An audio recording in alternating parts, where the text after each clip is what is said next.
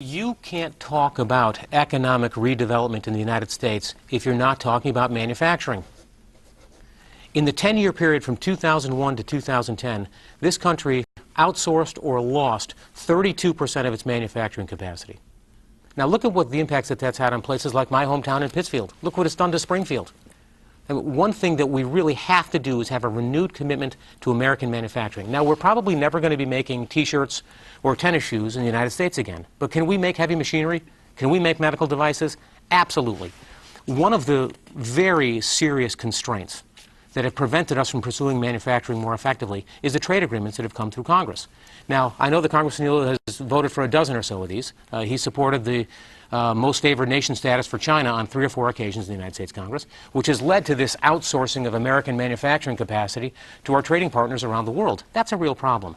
If I'm in the United States Congress, one of the things I'll do is make sure that any trade agreement that I support, anything I vote for, will actually have provisions in it that are fair to American workers and manufacturers, and also make sure there is some parity between the United States and our peer trading partners around the world, including places like Brazil and China and Germany and Japan and places like that. So that's number one. Number two, research and development. This country really lags behind its peer countries in terms of the amount that we're making in direct investment into R&D. Much of this goes through the university systems, a lot like UMass. I think we ought to be committing a lot more of our resources into direct R&D so we can come up with the next iPad, the next innovative green technology, the next innovation that's going to lead to good, solid American manufacturing right here in this country.